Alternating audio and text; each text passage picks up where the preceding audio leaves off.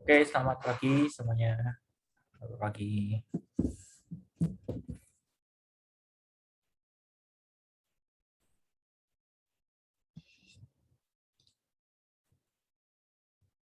Selamat pagi. Pagi, Pak. Pagi, Pak. Pagi, Pak. Ya, suara saya sudah kedengaran ya.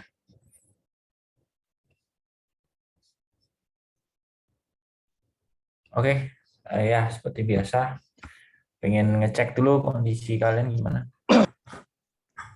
Boleh nyalain kamarnya?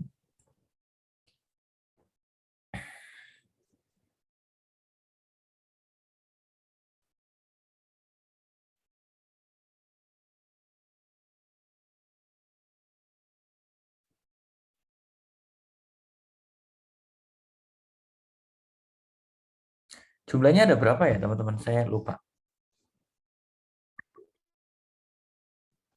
32, Pak. 32 ya. Ini kurang satu berarti. Ada yang belum join.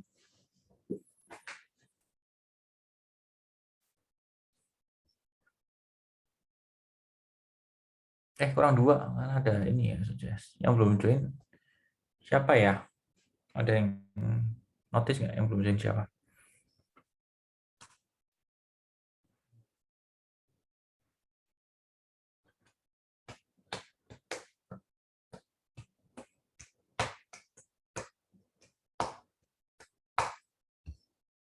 Ya udah masuk. Nanti kurang satu lagi.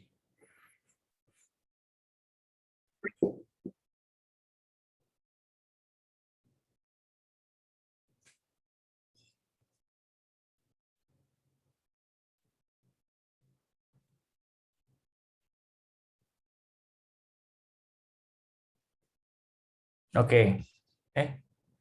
Masih kurang satu sih. Satu lagi siapa ya? Satu kelas nggak ada yang nggak nih yang belum datang siapa? Di saya ada 33 sih, Pak. Iya, ini kan ada saya sama admin di SOCS. Satu lagi gitu.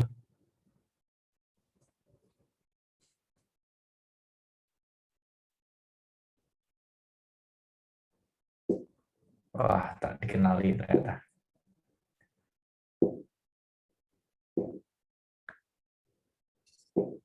Alvin kameranya bisa nyala. Oke. Udah bisa, Pak. Ya, ya udah ini satu yang belum datang. Siapa nggak terdeteksi nih siapa yang belum datang? Masa temennya ada 30. Nah, baru masuk tuh artisnya. Nah. Oke, selamat pagi teman-teman. Semuanya baik-baik aja ya. Semuanya masih di rumah nih kayaknya. Nggak ada yang pakai masker. eh Ya, semoga semuanya sehat ya. Jadi nggak terlalu bingung dan waktu ngejalan aktivitas juga nggak eh, kondisi fisiknya terbaik gitu ya. Oke,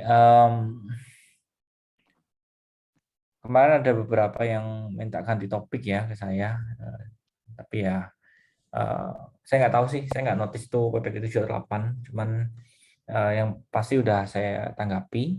Yang penting kalau misalkan kalian ganti topik, apalagi masalahnya adalah karena topik yang lama itu nggak ada literaturnya, ya yang pasti ya, yang baru harus ada literaturnya gitu ya, supaya nggak nanti ganti lagi gitu ya. Nanti Stefan lagi di luar rumah ya? Di rumah, Pak. Oh, lagi ada yang positif. Iya, kurang sehat. Oh, kamu atau keluarga? Keluarga sih, Pak. Baru lagi tahap pemulihan. Oke, oke. Kalau si Ricardo,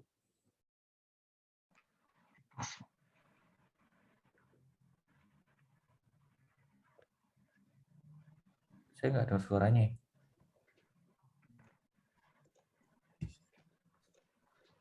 Sekarang kedengeran nggak, Pak? Oh, udah Saya di kos, Pak. di kos. Iya, Oh, di kos tapi pakai masker. lagi COVID, Pak. Oh, kamu lagi COVID. Iya, Tapi gimana kondisinya? Kuat nggak untuk ikut kelas? kuat kok, Pak. Kuat. Udah berapa lama? 1 bulanan. Oh, udah 1 bulanan. Harusnya udah membaik ya. Tinggal tunggu negatif lagi. Ya. Oke, oke. Kalau masih kuat ya nggak apa-apa. Kalau nggak kuat, ya istirahat aja sih menurut saya ya. Supaya Iya, lebih cepat pulih. Oke. Em, Ya, yang lain sehat semua ya. Eh Ya, teman-teman, hari ini kita akan langsung lanjut ke materinya ke literature review, karena nanti eh, apa akan ada tugas lagi untuk minggu depan. Jadi topik sudah tidak boleh berubah lagi ya, karena kita udah masuk ke bab 2 gitu loh. Nanti akan repot kalau nanti ganti lagi. Kalian ngikutin ritmenya mm, nggak oke lah, karena jadinya nanti ada yang numpuk. Lebih baik nggak usah gitu ya. Yang kemarin sudah minta ubah-ubah topik udah saya tanggapi, udah yang penting ada paper di topik yang baru.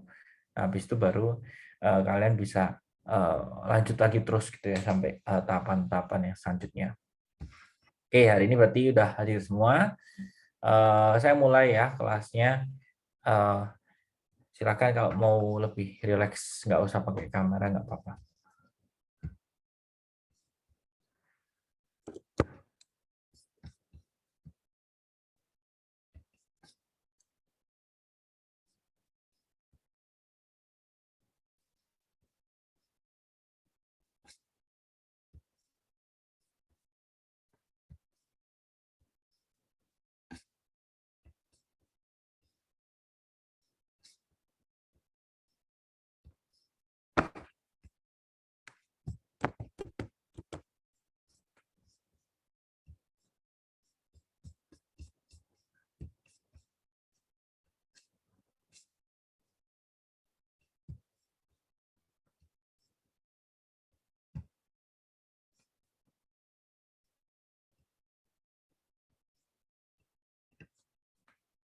Oke, ya kita berlanjut ya ke materi yang selanjutnya. Dari yang sebelumnya udah kita bicara tentang topik, terus beberapa hal yang terkait dengan proposal.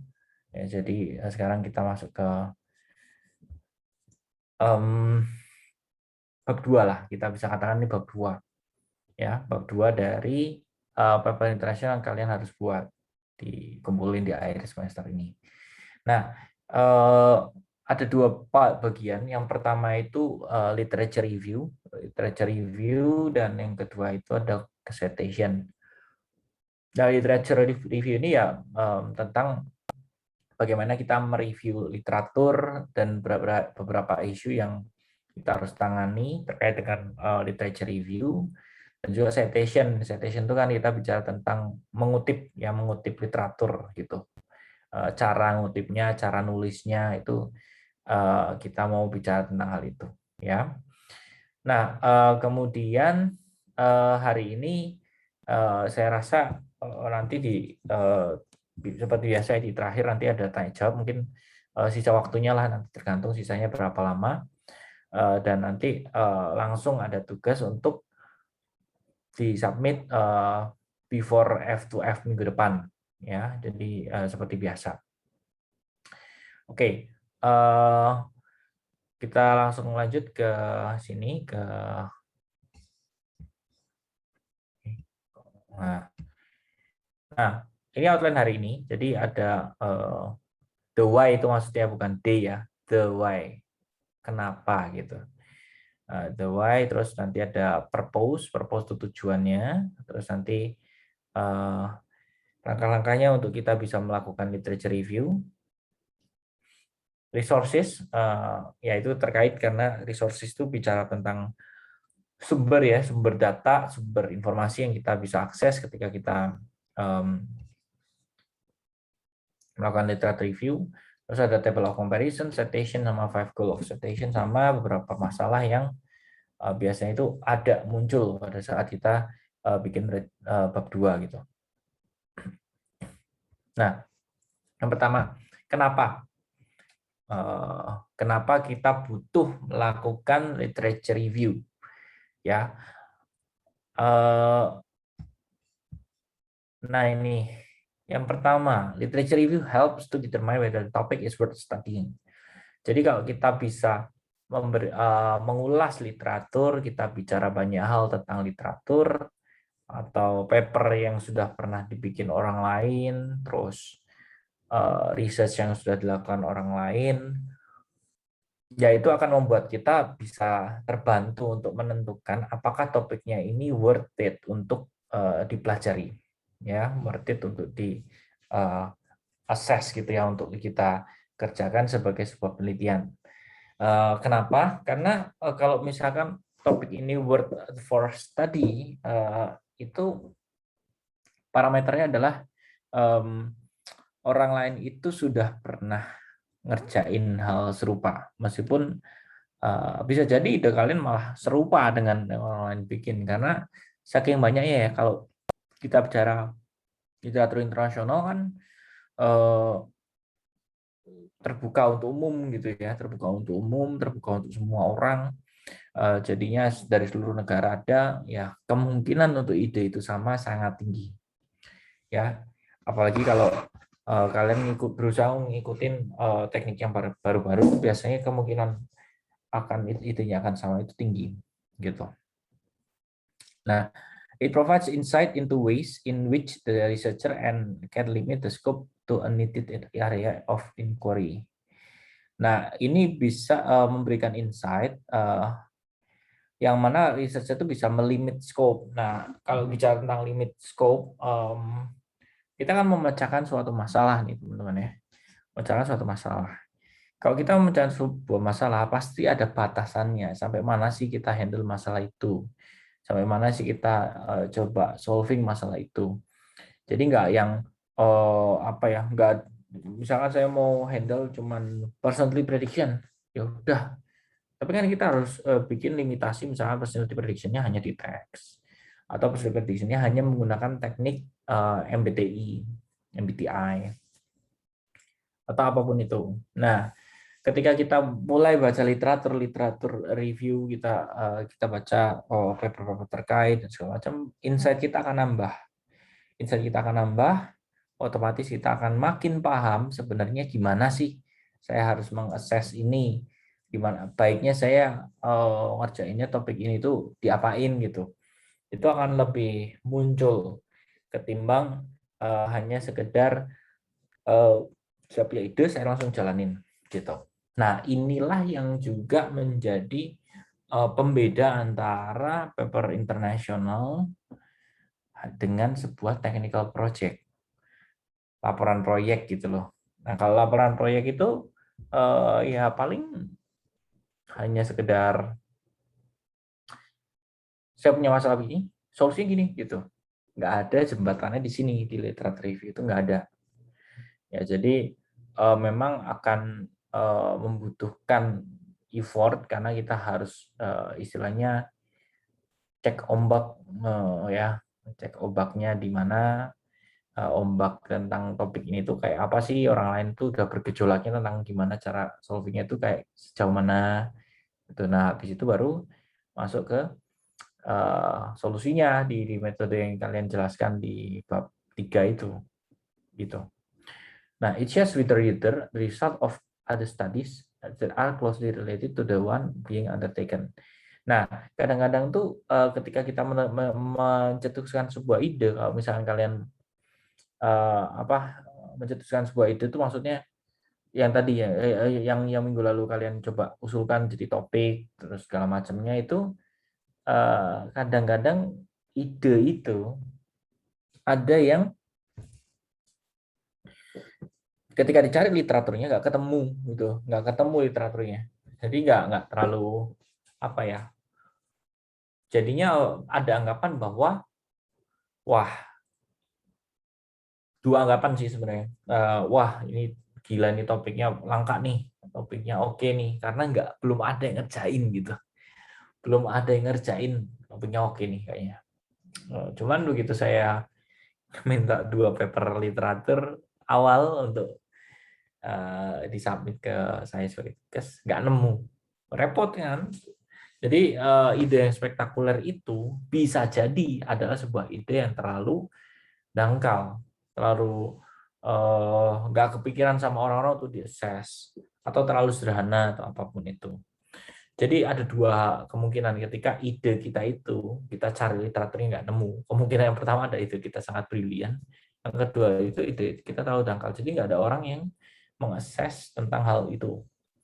Itulah kenapa penting saya minta 2 paper terkait pada saat yang saya kasih tugas, supaya tahu ya ide kalian tuh harus ada yang mirip.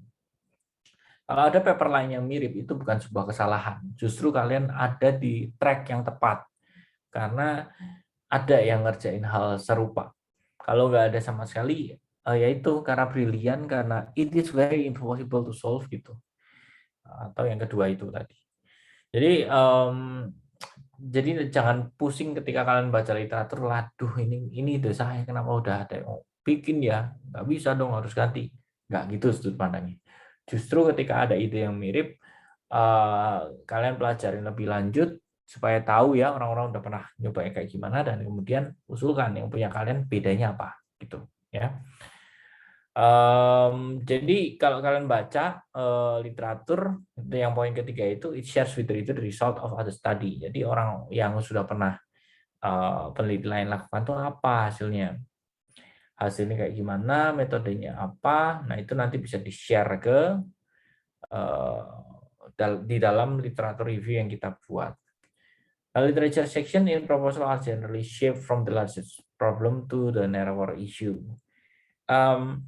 Ini maksudnya adalah ketika kita bikin literature review, awal-awalnya itu kita mulai dari yang umum dulu, makin mengerucut, makin yang khusus, dan seterusnya sampai ke topiknya kalian. Jadi ibaratnya itu misalkan saya tadi contohkan personality prediction, saya akan banyak contohkannya personality prediction ya teman-teman, karena saya riset di personality prediction pakai teks itu udah dari tahun 2016. Jadi masih continue terus, jadi ya sampelnya yang di sana aja lah gitu.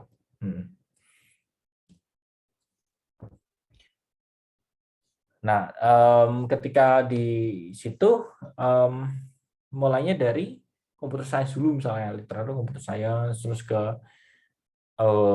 AI, terus ke machine learning, terus ke deep learning dan segala macam, itu kan dari umum ke khusus gitu.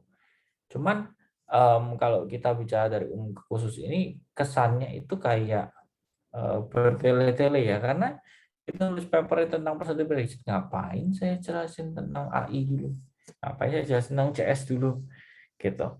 Nah, khusus untuk poin yang keempat ini kan berdasarkan textbook ya. Kalau saya bikin paper, saya langsung to the point, nggak ke topiknya yang saya lagi coba solve gitu. Jadi bukan yang dari general atau larger problem ke narrower issue, tapi saya langsung ke misalnya percentage prediction, ya udah saya bahas tentang percentage prediction dulu. Langsung orang itu udah pernah nyoba untuk solving percentage prediction sejauh mana gitu. Nah, dari situlah nanti akan berlanjut terus sampai semua ulasan itu jadi, baru nanti masuk bab 3 gitu.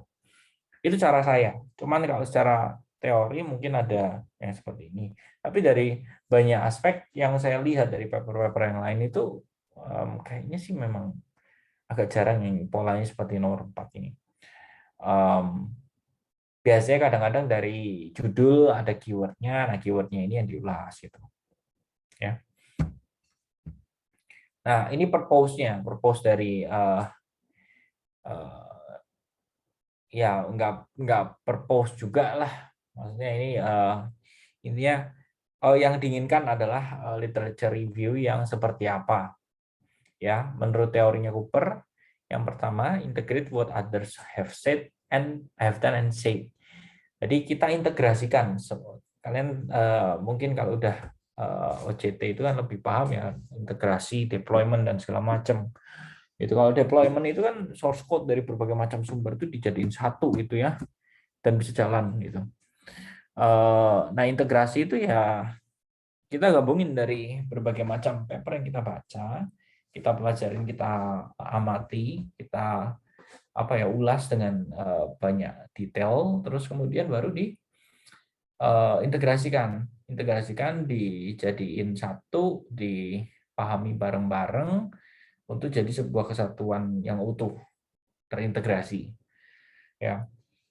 Ya intinya gabungin dari semua literatur.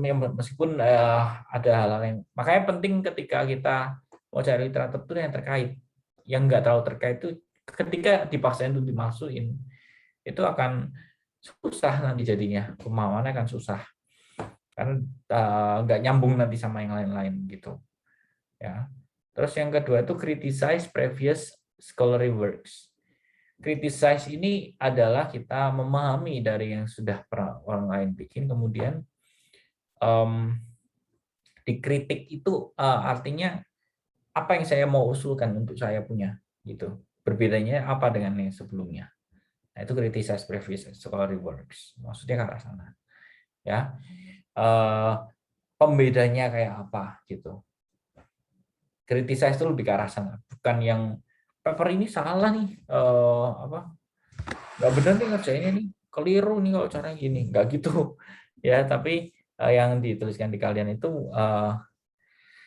nggak menjatuhkan lah, nggak menjatuhkan yang orang lain sudah buat gitu.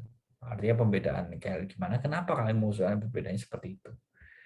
Kemudian yang ketiga, build bridges between related topic. Jadi kalau topik-topiknya ada banyak, bridge-nya atau jembatan itu kayak gimana itu dibangun di sana. Kemudian ya ini terkait sama nomor 1. Ya nomor 1 kan integrasi. Ketika integrasi ya kita akan berusaha ada jembatan-jembatannya supaya bisa hasilnya itu bagus. Baca itu nge-flow gitu.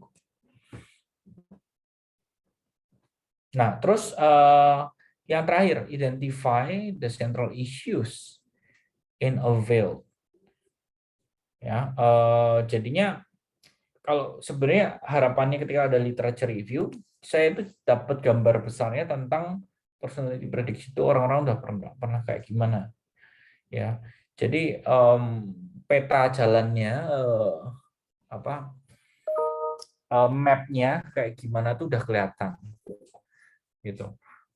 Tapi ya kalau untuk tentunya nomor 4 itu adalah goal akhirnya untuk kita bisa bikin kalau literature review bab 2 itu jadi. Tapi kalau kita bikin nomor 1 sampai 3 dengan benar, harusnya nomor 4 akan otomatis ada di dalam literature review-nya itu. Ya, central issue-nya itu di mana sebenarnya. Itu ya. Nah, ini tujuan dari adanya literature review. Terus langkah-langkahnya gimana? Langkah-langkahnya untuk membuat sebuah literature review itu gimana? Nah,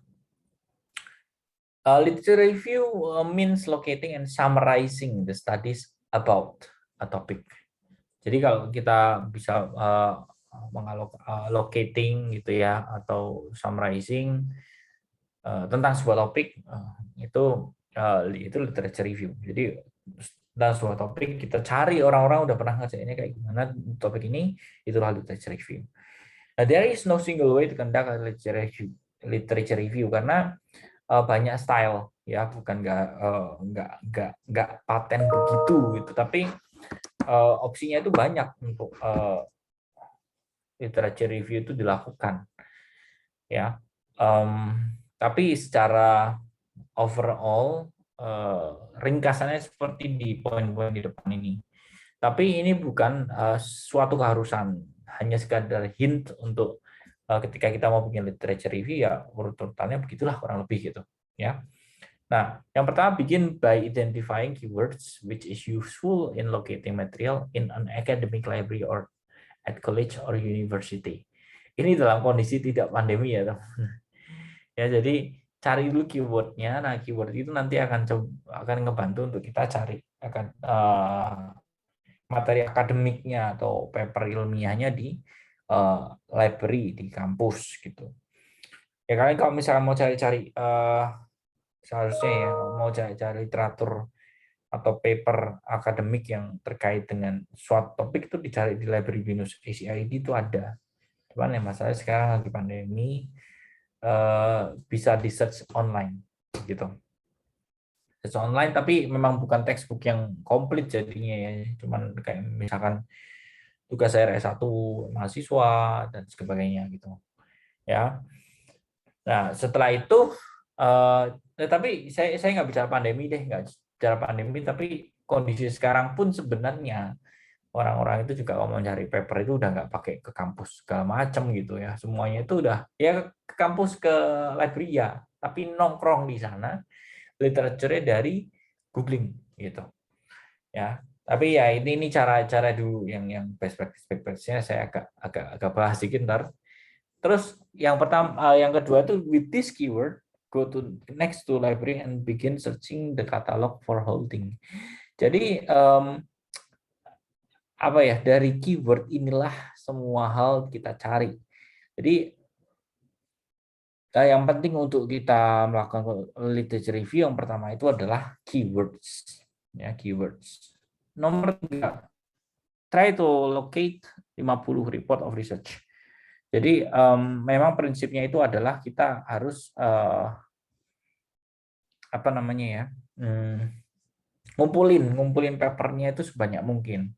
Ngumpulin papernya sebanyak mungkin. Nah, dari situ nanti kita akan pilih, select yang paling tepat yang mana. Nah, di situ nanti kita akan pakai sebagai topik kita untuk sebagai paper untuk kita ulas di dalam literature review kita. Ya, balik lagi ke poin yang tadi di slide sebelumnya. Kalau tidak terlalu terkait, susah nanti ngeblendnya untuk mengintegrasikan cerita dan segala macamnya, gitu ya. Nah, best practice-nya di sini 50, terserah sih. Saya juga melakukan itu teman-teman waktu saya coba studi S3 waktu itu kan literatur review yang saya coba ulas itu kayaknya 150-an ya. Jadi saya cari-cari dulu sebanyak mungkin berapa ya waktu awal-awal tuh kayaknya disuruhnya cuma 10-20 gitu deh. Nah, habis itu time over time gitu ya, dari waktu ke waktu ternyata nambah-nambah sendiri. Jadi begitu saya bilang, oh ini yang ngerjain tuh begini. Oh ya udah saya buka deh literaturnya, tambah lagi literatur gitu. Tapi semuanya terkait jadinya closely related. Karena jumlah jumlah papernya itu banyak. Jadi ketika mulai dieliminasi satu-satu yang tidak terkait, itu ya seperti nomor 4 itu ya, skip the initial group of articles or chapters, itu ya di skip aja gitu. Jadi nggak yang terlalu pusing karena jumlahnya masih bisa banyak papernya gitu. Ya ini tips teman-teman. Jadi nanti ini buat tugas minggu depan kalian kan nanti akan disuruh cari paper, diulas, ya mungkin bisa pakai cara ini supaya jumlah papernya banyak. Ya. Nah, terus as you identify useful literature, bikin designing a literature map. Nah, kenapa ada literature map? Karena kalau misalnya kita masuk ke literature review, itu belum tentu topiknya cuma satu, belum tentu. Bisa jadi di dalam judul papernya itu keywords-nya itu ada lebih dari satu. Nah, keywords inilah yang biasanya diulas di dalam literature review. Subbab 1, subbab 2 gitu. Ya. Terus draft summaries of the most relevant, ya paling terkait ya yang diambil, terus dibikin summary-nya. Gitu. Asal summarizing, assemble and structuring it thematically and organizing it by important concept. Jadi apa ya, setelah sudah jadi summarization-nya, terus ya udah di assemble, diatur dan distrukturkan secara tematis gitu. Nah, yang pertama resources ya, untuk lebih detailnya nih nanti sebelum masuk ke citation ya. Ke table of comparison. Some journal proceeding papers are not available free to the public. Ya, karena banyak sekali paper-paper internasional yang memang restricted access karena kita bicara tentang aspek apa ya, bisnisnya gitu. Bentar ya.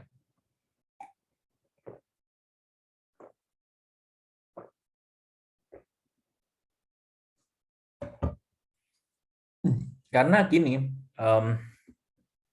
pada itu kan kita bikin paper, submit, terima, kita bayar gitu. Ya. Nah kalau kita bayar, kalau bayar yang murah, biasanya papernya itu nggak full version. Jadi cuman hanya judul sama abstrak biasanya, sama references lah, isinya nggak ada. Nah orang kan nggak bisa tahu isinya kalau begitu. Nah disitulah dia harus bayar ke publishernya.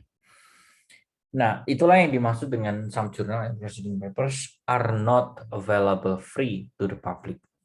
Nggak available secara free. Nah, sebelum masuk ke poin kedua, saya ceritain sedikit tentang beda jurnal antar proceeding. Kalau jurnal itu, kalian nulis, kalian submit, di review, keluar hasil reviewnya, kalian revise versionnya di submit. Ya, maksudnya setelah dapat review kan kalian harus revisi dulu, terus habis itu baru submit ulang lagi.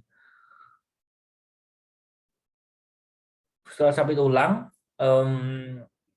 nanti akan ada tanggapan accepted atau enggak. Ya, kalau accepted, ya udah kamu harus bayar untuk bisa dipublikasikan online. Nah, itu kalau jurnal.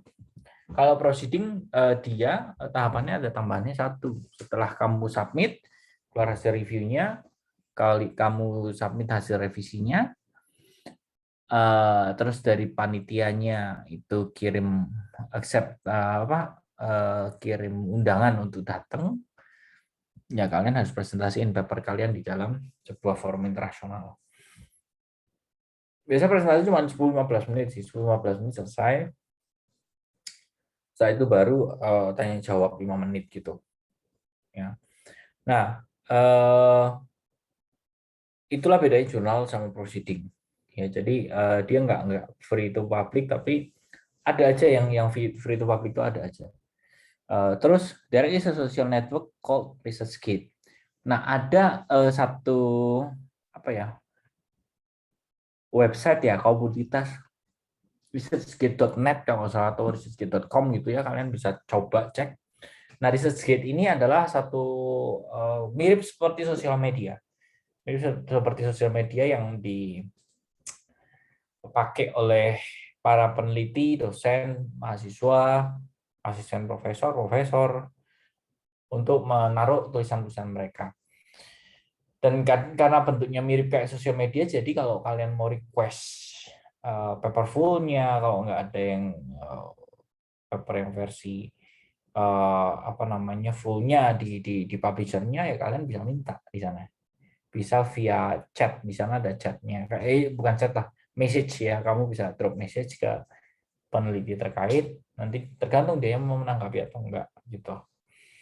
Ya, tapi ResearchGate ini sangat umum dipakai oleh para peneliti, dosen, dan khususnya peneliti ya, dosen, profesor gitu, asisten profesor tuh biasa pakai ResearchGate karena disitulah knowledge mereka akan ditumpahkan di sana. Ya, dan itu sekarang ResearchGate itu sudah ada aplikasi yang berupa di HP gitu loh, ada aplikasinya. Jadi bisa dipakai tuh. Saya ada install juga sih kalau nggak salah.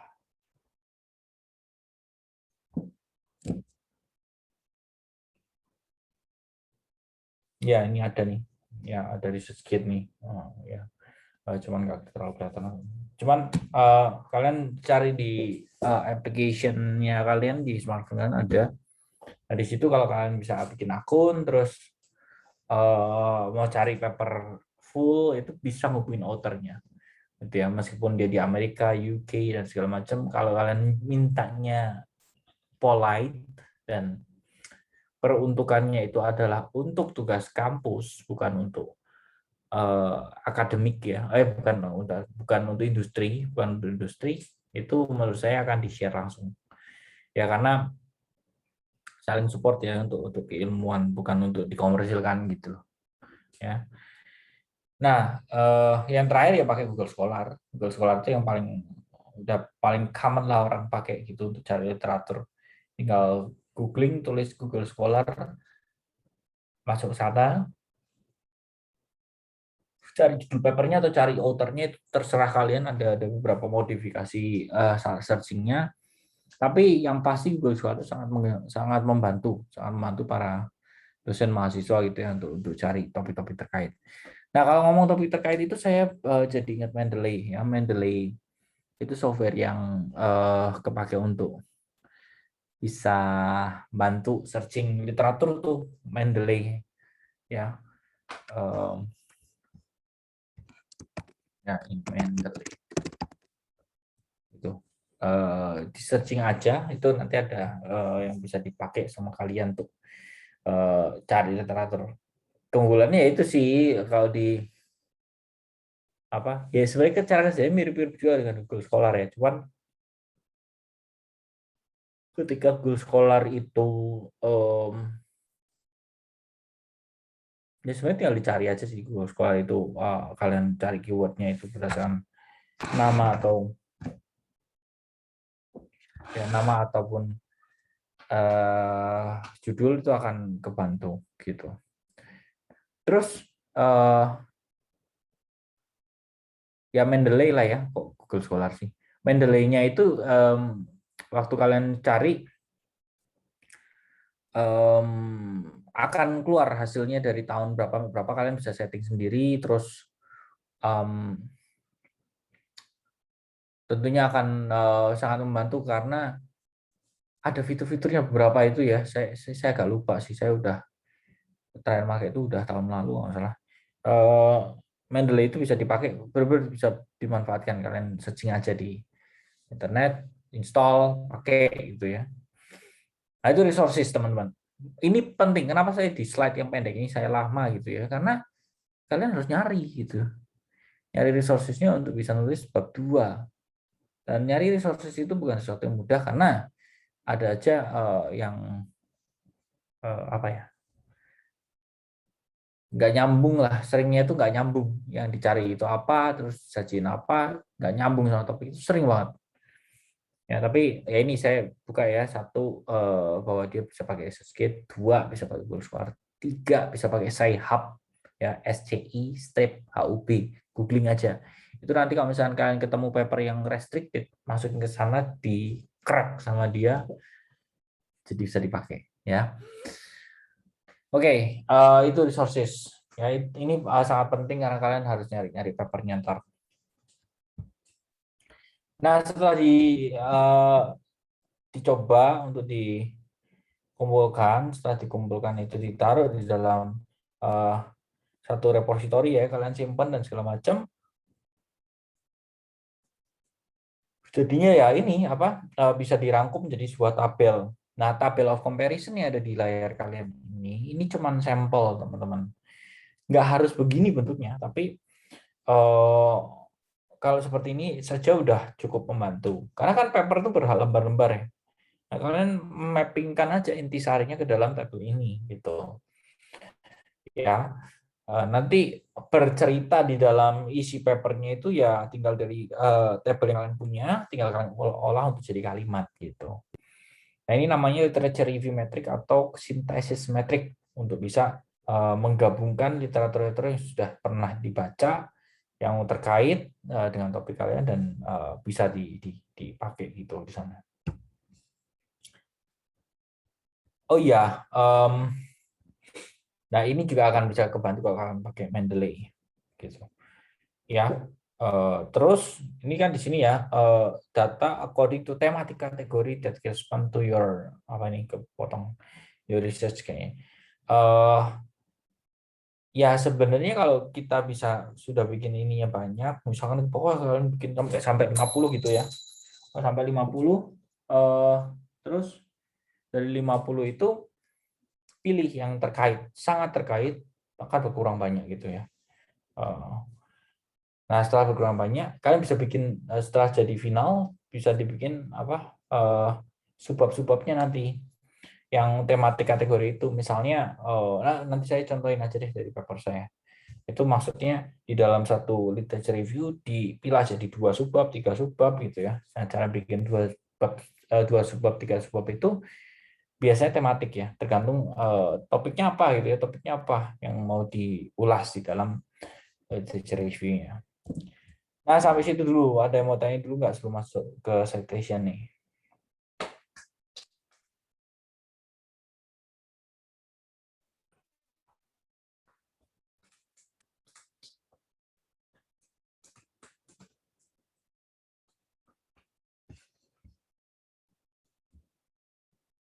Nggak ada ya? Lancar berarti.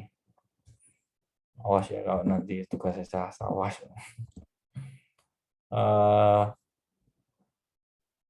Oke, sekarang citation. Nah, citation ini apa sih gitu ya? Citasi ya bahasa Indonesia, SITASI. Atau ada juga orang zaman kuno itu nyebutnya itu rujukan ya, atau merujuk. Kalau misalnya kita mau mengutip itu jadinya merujuk.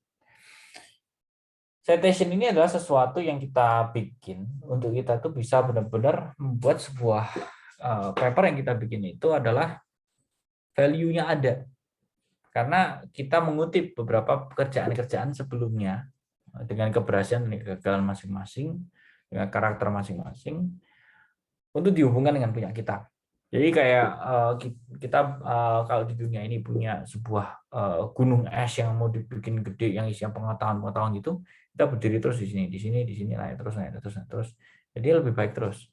Ya, citation itu adalah salah satu cara untuk bisa hal itu dilakukan. Dan yang kedua, kita menghargai orang yang pernah nulis paper dan mengatakan demikian. Jadi itu kita kutip. Ya, kita kutip kata-katanya, kalimatnya untuk kita taruh di dalam paper kita. Nah, yang pertama nih pengertian citation, reference to a source of information atau data, yang nge-refer ke sana, nge-refer ke rujuk terus ngutip gitu ke dalam sebuah informasi atau data. Ya, yang things that can be cited, yang bisa dikutip itu ada artikel jurnal, ada conference proceeding, buku, terus tugas akhirnya mahasiswa bisa juga, newspaper ya, koran, majalah gitu, non print sources itu juga bisa film atau apa segala macam, ada website dan other online resources, computer materials and personal communication. Jadi dengan banyaknya kalian ngutip itu sebenarnya membuat orang atau pengevaluasi dari paper kalian itu makin confident dengan pengetahuan kalian tentang area itu. Jadinya nggak cuma sekedar bikin paper aja, tapi pengetahuannya itu ada tentang, misalkan saya contohkan lagi personality prediction, saya udah waktu itu bikin paper bareng mahasiswa sih, udah baca ada teori namanya MBTI, ada MBTI, terus ada Big Five Traits, terus ada dominan stabil intim cermat, ya DISC ya, dominan intim stabil cermat DSC, macam-macam ya. Tapi yang seperti itu, saya kan pasti akan ngutipnya ke jurnal psikolog ya psikologi, karena itu kan untuk personality dengan ciri-ciri masing-masing dan segala macam. Nah, cuman kalau misalkan saya ngutipnya dari paper, dari mana gitu ya, itu proven karena sebelum mereka terpublikasikan sudah ada pengecekannya. Contohnya skripsi lah. Skripsi itu kan sebelum available online itu dia sudah pernah dibimbing sama dosennya, diuji sama penguji 2 orang. Jadi ada 3 gitu ya, ada 3 dan akhirnya itu bisa menjadi sebuah semacam skema validasi untuk sebuah student thesis ya, atau tugas akhir atau skripsi mahasiswa. Nah, sama halnya tentunya kalau misalnya mahasiswa bikin literatur bikin skripsi aja divalidasinya seperti itu banget, apalagi yang bikinnya jurnal atau conference, kan levelnya lebih tinggi lagi, atau textbook lah, buku. Itu kan harus ada yang review. Ya. Nah, masalahnya ketika yang ini di bagian koma ini nih, yang mulai dari newspaper bla bla bla sampai terakhir communication itu, apakah ada yang mereview tulisan mereka gitu? Kalaupun ada, apakah orang itu expert di bidang tersebut, jadi kredibel untuk ngasih komentar atau tulisan gitu ya. Tapi kan lebih gede kemungkinannya bahwa informasi yang disajikan itu salah, keliru gitu, karena nggak direview dengan baik. Nah, terkait dengan hal itu, saya kalau biasanya sama mahasiswa bikin paper, saya selalu minta supaya tidak sampai mengutip-mengutip, oh yang ini setelah newspaper itu nggak kepake. Saya selalu rekomendasi yang setelah newspaper nggak usah gitu, karena nggak review dengan baik, ya sebenarnya nurunin value paper kita kalau kita bikin, kita ngutip ke sumber-sumber tersebut. Masa saya itu banyak tuh ya yang waktu bikin begini itu ngutipnya itu dari Blogspot tuh ya, terus WordPress, itu kan blog pribadi ya teman-teman ya. Misalnya gini deh, saya nulis di dalam blog pribadi saya, machine learning itu nggak bagus dibandingin dari teknik artificial intelligence biasa. Orang kalau mengutip tulisan itu diambil terus dalam kurung Suhartono 2021. Ya kan orang nggak akan percaya ya dengan kata-kata yang seperti itu aja dan ditaruh di blog saya gitu. Ya nggak akan kepake jadinya, ya kan? Nah itu bayangannya kenapa saya ceritakan bahwa saya nggak memperbolehkan mahasiswa saya untuk non-print sources, website dan seterusnya, karena kredibilitasnya itu masih tanda tanya, ya. Bahkan jurnal nasional pun saya agak melarang kalau ya kalau misalkan skripsi tesis gitu ya, kalau misalkan untuk tugas akhir research topics itu biasanya saya agak longgar di sana gitu. Nah, terus the citation should be located in the text in such a way that it is clear what material requires citation. Harus jelas peletakannya, citation-nya itu di mana. Biasanya kalau citation itu kan menurut Suhartono 2021, apa gitu ya. Atau udah ada kalimat sampai titik dalam kurung ada Suhartono, 2021. Nah, itu cara-cara ngutip. Tapi peletakan itu harus tepat gitu di dalam isi papernya. Jangan sampai salah tempat. Kalau salah tempat malah dianggap literatur review-nya dianggap citation-nya nggak nge-refer ke sana, tapi ke kalimat lain gitu loh, kalau peletakannya salah. Ya. Often this is at the end of a sentence, yang saya tadi sebutkan, kadang-kadang itu di belakang terus dalam kurung Suhartono 2021, atau in the middle tuh maksudnya tengah-tengah pun dimasukin gitu. Ya, di dalam literatur review di tengah-tengah ada menurut Suhartono gitu. Ya. Nah, itu.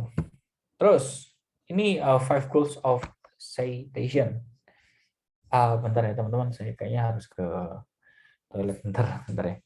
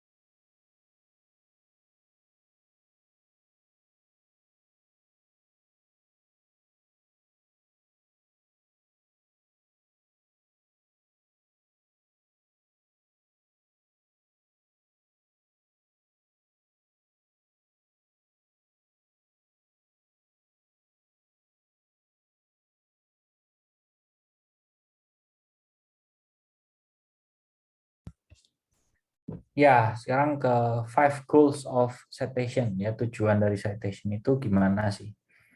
Ya. Yang pertama, ini tentang sufficient context of the work. Ya. Sufficient context itu apa ya? Lebih ke arah konteks dari pembicaraan dalam topiknya itu tuh kayak gimana gitu. Jadi kalau saya mau bicara tentang satu ide utama, misalkan saya bikin apa gitulah, yang saya susah nih kalau ngasih contoh terus-terusan. Nanti harus ada literatur-literatur yang terkait itu yang nemplok ke sana. Jadinya konteksnya itu dapat gitu ya. Jadi ada bisa dianalisa gitu isinya. Ya. Yang kedua, give the reader sources of background and related material. Jadi pembaca itu akan dikasih sumber-sumber dari permasalahannya itu ya, background dan related materialnya apa gitu. Jadi banyak hal yang banyak sources atau sumber-sumber literatur yang dikasih di sana.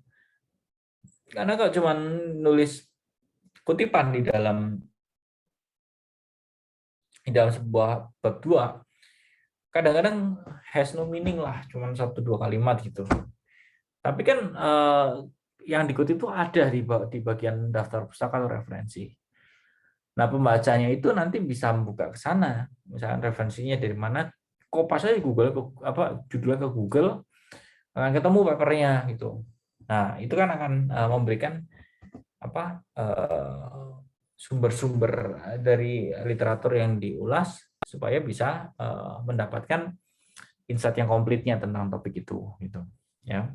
Nomor 3, establish credibility with reader. Nah, pasti karena kredibilitasnya itu maksudnya itu di sini adalah orang lain kan ada pernah bikin gitu ya.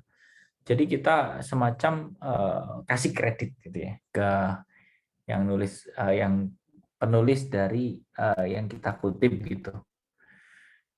Jadinya apa ya?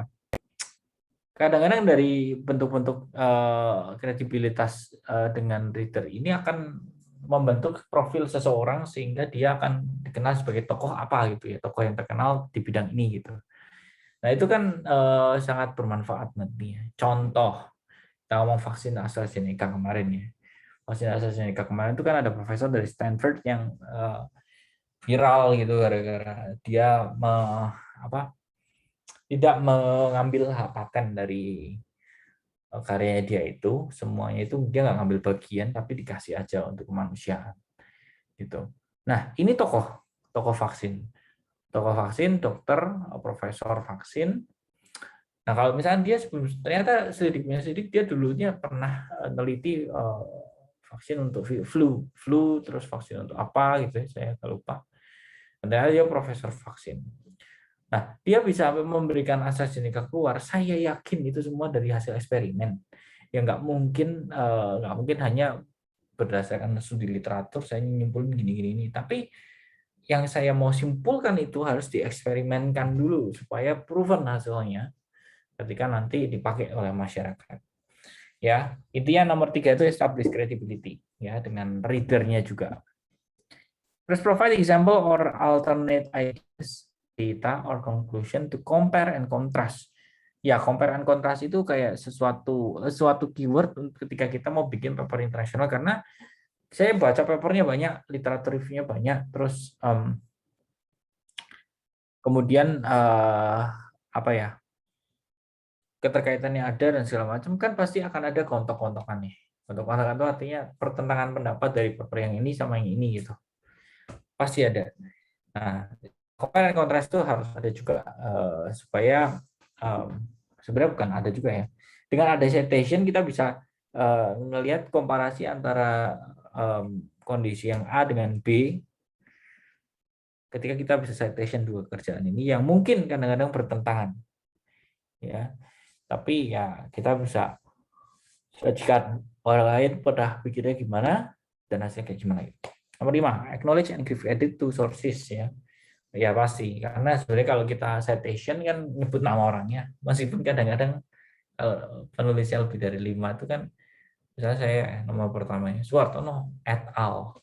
Ya, et al itu kan nggak dikenal ya di dalam literature review, tapi ya di dalam dasar saya tetap namanya kan lengkap. Cuman kalau dimasukin ke dalam naskah gitu ya untuk membahas tentang literature review itu kayak kurang tepat gitu loh. Ya. Verify. Ini penting sekali, teman-teman. Ya, tadi saya ngomong penting terus ya. Ya, tapi karena mau bikin karya yang dipublish internasional, maka effortnya lumayan gitu. One of the most pervasive problems with citation is that they are frequently incomplete or inaccurate. Maksudnya gimana? Nah, misalnya saya mengutip dari sebuah paper, saya nulis blek 1 kalimat doang. Ternyata konteksnya itu kurang, harus 2 kalimat untuk membuat fakta ini itu validated gitu ya, teruji gitu. Ya. Ya, tapi itu sering terjadilah karena citation itu kan hal yang nggak semudah itu ya, cuman masukin, kalau nggak ada knowledge-nya untuk ambil kalimat dalam sebuah paper yang panjang itu pasti susah gitu. Tapi itu masih banyak terjadi. Dan saya setuju karena saya kan banyak baca paper, banyak review paper juga. Itu benar-benar terjadi gitu. Incomplete or inaccurate information.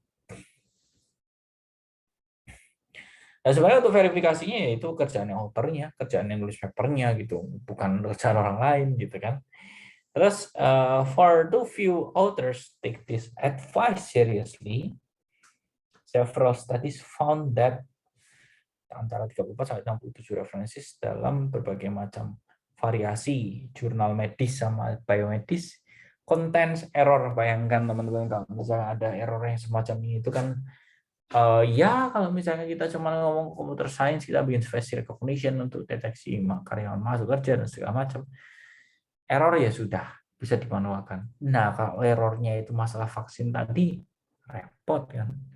Jadi tugas orang-orang atau para dosen, para peneliti, para profesor membuat paper itu sebenarnya nggak mudah, karena ketika sudah ditulis ya itu jadi identitas. Kadang-kadang kita orang berjodoh dengan paper kita ketemu terus dibaca, dipelajarin, ternyata nggak verify, repot sebenarnya di kita.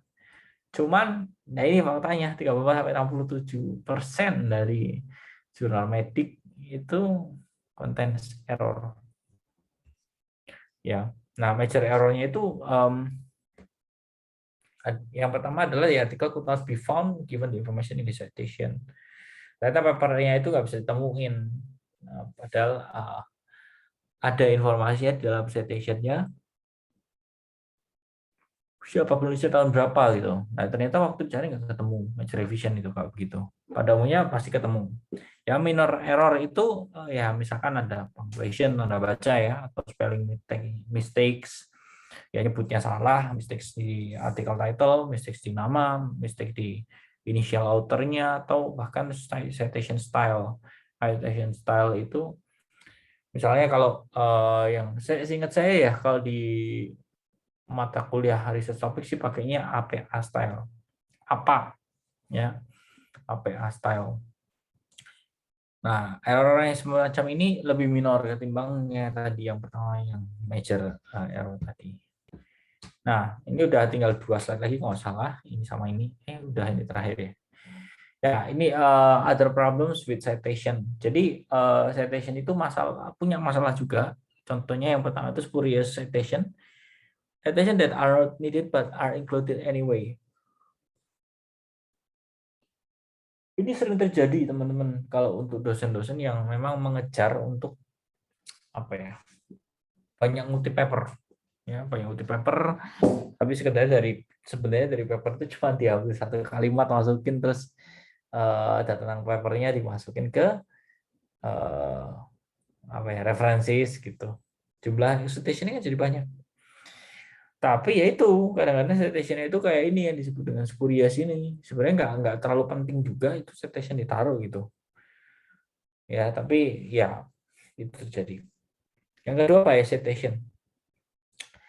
Bias citation include oversighting of friends or colleague. Jadi misalkan saya punya teman apa yang Prof Widodo lah misalnya ya, profesor di computer science kita. Saya misalnya dia nulis sesuatu tapi saya nge-cite terus gitu ya. Saya bikin paper juga tapi saya nge-cite ke dia. Padahal nggak perlu. Ya itu padahal nggak perlu, cuman untuk kalau misalnya kita melakukan itu nama dia akan makin naik karena apa ya, ya citationnya nambah gitu ya. Tapi ya di orang yang meng-cite terus-terusan ke profesor tadi, Prof Widodo tadi, ya saya juga salah karena apa, akan menjadi sesuatu yang tidak benar sebenarnya di mata pemerintah kalau misalkan yang ngutip itu temannya semua gitu. Terus sell side ini yang ngutip ke diri sendiri. Saya misalkan nih ya punya paper dari tahun 2012. Saya dari tahun ke tahun 2013 saya bikin paper, saya kutip tuh 2012. 2014 saya bikin paper, saya kutip tuh 2012 sama 2013. Itu self citation teman-teman. Jadi saya nge-cite diri saya sendiri dari paper-paper saya sebelumnya untuk saya bisa bikin paper saya itu apa ya, bagus diterima gitu ya, karena citation-nya banyak bla bla bla bla gitu. Nah, terus yang terakhir excluding contrary evidence. Jadi kalau ada sesuatu yang tidak terkait dengan kita atau topik kita itu bukan nggak terkait dong ya, apa performanya bagus dari punya kita, itu biasanya itu nggak harus dikutip deh, jelek kasusnya gitu. Jadi karena ada yang seorang yang lebih unggul gitu. Nah, itu terjadi juga teman-teman. Ya, excluding contrary evidence. Nah, terus ini tugas kalian. Jadi cari at least 10 paper dan bikin tabel comparison-nya seperti yang tadi di depan. Ya, jadi template-nya seperti yang ada di slide di video supaya kalian aja. Terus dari sana kalian intisarikan ke dalam sebuah tabel. Nah, nanti minggu depannya kita baru coba bikin paragraf-paragrafnya untuk bikin papernya. Ya, 10 ya, minimal 10 paper. Oke, mungkin itu aja dari saya. Ada pertanyaan kah? Kayaknya lebih cepat 15 menit ya. Tadi pas PPT 7 kelarnya masih kurang 15 menit. Kalau sekarang kurangnya setengah. Ya, Untuk yang comparison tadi berarti harus yang sesuai sama topik kita berarti ya Pak? ya betul. Harus yang sesuai dong. Terima kasih Pak. Oke. Aku sama nanya Pak. Ya. Kalau bukan citation sih, tapi kayak reference nih. Misal kita boleh nggak nambahin reference, tapi itu tuh jadi kayak kalau misal kayak ada satu paper yang kita pakai buat kayak bahan, cuma nggak ada, kita nggak ngutip dari sana, itu tetap dimasukin ke reference apa enggak Pak? Atau yang dimasukin yang hanya mengandung citation-nya aja? Saya agak kurang clear nih, gimana? Tolong diulang lagi, Andre. Jadi yang kita tulis di reference itu cuma yang kita pakai sebagai citation, atau kalau misalnya ada kayak referensi-referensi lain, tapi kita Oke, nggak kutip dari referensi itu, nggak dikutip gimana? tapi kamu pakai buat bahan belajar gitu ya. Ya, betul, Pak. Nah, itu jangan dikutip. Karena nanti gini, kamu bikin daftar pusaka kan di bawah. Iya. Misalkan ada 14 daftar pusaka, 14 ini harus ada semua di bab 2 gitu loh. Nah, Oh, kalau yang kayak kamu tadi itu kan nggak bisa jadi kalau gitu. Ya, oke. Makasih, oke. Pak. Pertanyaannya bagus. Itu jarang tuh orang kepikiran begitu.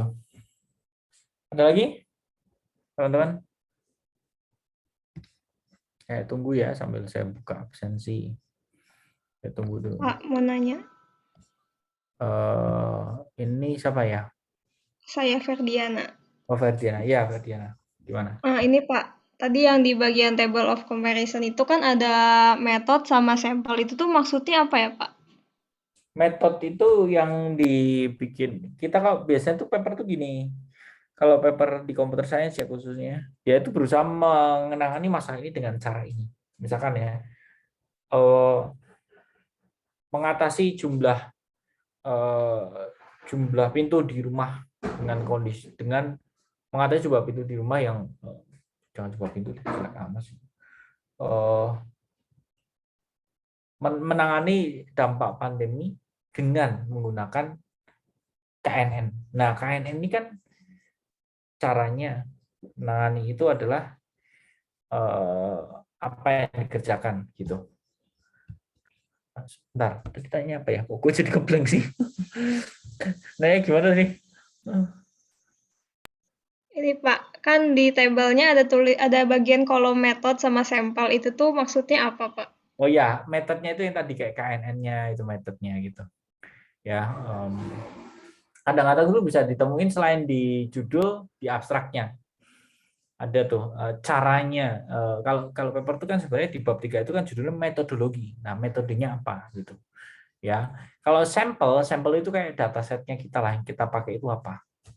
Misalkan saya mau pakai yang balik lagi ke personal prediction, saya itu menganalisa isi konten, isi Twitter, isi tweet gitu ya, dari 500 sekian user, itu sampelnya, itu datasetnya gitu. Cukup, Jadi Ferdi? misalnya, Pak, ya tadi yang 500 user, berarti si 500 itu tuh si sampelnya gitu ya, Pak? Betul. Oke, makasih Pak. Udah jelas, Pak. Ya. Ada lagi ya? Pak mau nanya, kalau misalnya citation gitu, kita mengutipnya itu sama seperti yang kalimat yang ada di paper yang akan dikutip, atau kita boleh mengutipnya dengan kata-kata kita sendiri gitu? Oke, Michael ya nanya ya tadi. Iya. Ya, Michael. Kalau ngutip itu memang lebih baik pakai kata-kata kita sendiri. Kenapa? Karena kalau misalkan kamu ngambil mentah-mentah dari paper yang ada sebelumnya gitu ya, itu nanti akan dihitung sebagai plagiarisme. Ya, jadi kan kalau misalkan ibarat apa mikirnya tuh gini, kalau dicek ke aplikasi yang untuk apa validasi dia itu plagiarismenya berapa persen, tentunya kalimat yang sama persis itu akan dihitung sebagai plagiarisme gitu. Meskipun dia ada kutipannya misalnya gitu ya. Tapi kalau pakai sistem kan, kalau pakai sistem itu akan tetap dihitung. Jadi saya sih selalu rekomendasinya kalimatnya itu dimodifikasi, diparafrasekan supaya hasilnya itu nggak terdeteksi plagiarisme gitu. Gitu, Michael. Terus kalau misalnya yang kita kutip itu kayak arti dari suatu kata gitu, misalnya arti dari research adalah apa gitu. Itu kan berarti kan harusnya sama kan kalau misalnya mengutip. Oh ya, jadi gini, ada memang kutipan yang definisi-definisi gitu tuh memang harus apa ya, harus persis gitu ya. Karena ya definisi soalnya bukan menceritakan sesuatu. Nah, biasanya gini, ini pertanyaannya bagus-bagus ya. Untuk kalau misalkan kalau misalkan saya itu dikasih akun oleh BINUS untuk bisa mengecek plagiarisme skor dari semua jawaban mahasiswa itu berapa persen. Ada sistemnya, namanya turn it in, teman-teman. Turn it in, dan saya dikasih akunnya supaya saya bisa ngecek. Saya tinggal upload, nanti keluar hasilnya plagiarisme sekian persen. Sekian persen itu kan misalkan angkanya 20%. 20%. Nah, sekian persen itu dari website ini, sekian persen itu dari website ini. Semuanya itu ada. Jadi ketika dijumlahkan jadi 20%. Nah, kalau kita bikin paper internasional, biasanya maksimal plagiarism score itu boleh sampai 20. Karena 20% ini kalau saya berpendapat itu untuk mengakomodir bagian bab 2-nya literatur review yang kadang-kadang kalimatnya itu mirip-mirip sama referensis. Referensis kan cara ngutipnya akan gitu-gitu aja. Jadi in total dari dua hal ini adalah maksimal 20%. Jadi kalau pertanyaan kamu tadi, kalau misalnya definisi ya udah di kopas di kalimatnya sama pun nggak apa-apa karena nanti akan masuk ke angka 20% ini. Yang penting paper internasional itu adalah maksimal persentase kesamaan itu adalah 20%. Itu ambang batas atasnya. Gitu. Jadi sisanya ya masih diperbolehkan gitu. Gitu. Oke, makasih Pak. Ya.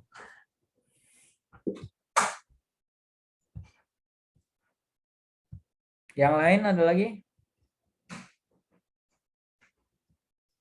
Sudah? Oke, kalau sudah semua, tugasnya udah jelas buat minggu depan ya. Ambil 10 paper, terus ditaruh ke dalam tabel itu. Ya, taruh ke dalam tabel itu untuk nanti dikumpulkan ke saya. Ya, summary-nya. Minimal 10 ya, bukan harus 10. Kalau lebih dari 10, saya akan lebih senang gitu. Daripada terbatas sekali seperti itu ya 10. Sudah nggak ada lagi? Boleh nanya? Ya, silakan Alvin. Ini tapi berhubungan sama tugas kemarin sih. Boleh. Ya, jadi kan kemarin kan tugasnya kelompok saya tuh idenya kayak kata Bapak kayak kurang gitu loh. Terus akhirnya kita memutusin untuk ganti judul kan. Nah, cuman nggak bilang ke Derwin kayak maksudnya kita mikirnya kayak langsung di SL2 kemarin. Jadi disatuin gitu loh kok. Kayak kita submit judul baru, reference baru, sama sekalian jawab 4 pertanyaan itu. Itu kira-kira gimana ya kok? Oh, nanti di chat aja ke saya, perubahannya kayak gimana gitu, supaya saya tahu gitu. Oke. Karena kalau saya belum approve, kalian jalan terus, ternyata waktu saya lihat di tengah-tengah, lulu kok topik kayak ini, buat apa kerjain gitu. Itu, mending di infoin dulu ke saya. Itu ya, Vin? Oh, oke siap kok. Habis ini Ya. aku. Makasih. Yuk.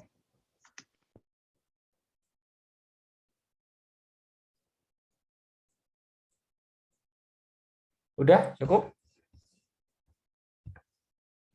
Apakah ada lagi? Oke, sebelum saya ke absensi, saya kasih contoh ya, cara nulis di tempat saya nih.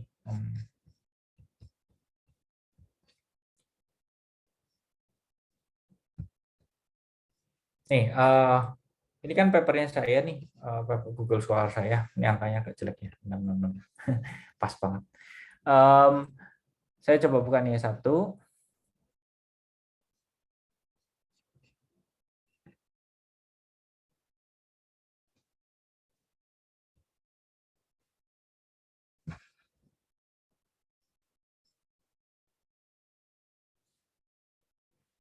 Ini bimbingan, bukan bimbingan sih. Saya minta salah satu dosen ngerjain topik ini dan saya ajak satu mahasiswa bikin topik ini. Nah, ini ya ini dosennya, dosen baru. Ini Manuel Div ini Mas Yogo Bakas, ini saya, ini profesor saya di UI ini, Harimurti. Nah, bab 2-nya kayak gimana? Nah, bab 2 ini. Jadi ini kan judulnya lihat ya, Enhancing Argumentation Component Classification Using Contextual Language. model. Nah, tadi ada yang nanya kan tentang metode itu apa, caranya gimana? Apa sih tadi bahasanya? Nah, ini contohnya caranya, metodenya itu begini, contextual language model gitu. Ya, ini objek penelitiannya argumentation component. Ya. Nah, ada dua nih keywordnya berarti kan, argumentation component classification sama contextual language model. Ini enhancing nih ya, maksudnya diimprove dari yang sebelumnya. Jadi yang ditulis di sini adalah relative work-nya argumentation mining gitu, tentang argumen komponen tadi. Nah, jelasin di sini hubungannya. Ini satu literatur sendiri, terus ada juga yang kedua, terus yang ini yang dihubung-hubungin semua nih, ada berapa nih, 4 gitu ya, jadiin satu kalimat. Terus subtopik yang keduanya language model. Language model kan sesuai dengan judul ya, tadi ada argumen komponen, ada language model. Ya udah, di sini jelasin language modelnya kayak gimana gitu ya. Nah, sebenarnya kalian kalau pengen tahu ekspektasi saya seperti apa untuk penulisan paper internasional, lihatlah ke Google Scholar saya aja. Jadinya paper-paper yang pernah saya bikin kelihatan di sana, kalian bisa lihat polanya gitu ya. Ini juga sama, text based personality prediction itu bab 2-nya apa? Bab 2-nya ya tentang ini related work-nya langsung. Nah, ini makanya saya tadi ngomong deep sama apa? Mulai dari yang umum dulu baru masuk ke spesifik yang di awal-awal slide hari ini, itu nggak terlalu relevan buat saya. Ini langsung nih, personality prediction using Facebook and Twitter is not new gitu. Langsung jelasin. Ya, udah pernah nih di 18, 37, 38, 40. Terus jelasin. Ini kan dia hanya fokus di personality prediction aja nih yang diulas di sini. Itu sah-sah aja. Tapi kalau pakai cara yang tadi ada subbabnya, sah-sah aja. Yang penting kita bisa menceritakan literatur terkaitnya itu sudah pernah sampai mana, orang udah pernah ngerjain itu sampai mana. Jadi disitulah yang menjadi power dari bab 2 gitu. Ya. Oke, itu aja tambahan dari saya. Tadi saya miss untuk ngejelasin itu dulu sebelum masuk ke tanya jawab ya. Oke, saya ke absensi dulu deh. Nah, absensinya ini ya, udah semua udah saya centangin semua barusan. Saya proceed.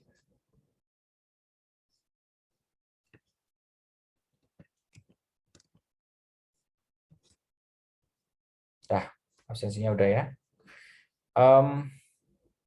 Ya teman-teman, silakan kalau masih ada pertanyaan, satu lagi deh kalau sebelum saya tutup kelas ini. Kalau nggak ada ya nggak apa-apa. Pak, ini Oke, sebenarnya bukan pertanyaan sih, lebih ke yang dibimbing Kokoh, ada beberapa yang udah di approve sama site supervisor, nanti boleh minta final approval. Oh ya, oke, habis ini. Oke, makasih kok. Ya. Oke deh, cukup ya teman-teman. Kita ketemu lagi minggu depan. Destin tolong dikoordinir ya untuk tugasnya sama seperti minggu-minggu sebelumnya ya. Oke, Pak. Oke, thank you semuanya. Selamat siang, selamat makan siang. Makasih, Pak. Terima kasih, Pak. Terima kasih, Pak. Terima kasih, Pak. Terima kasih, Pak.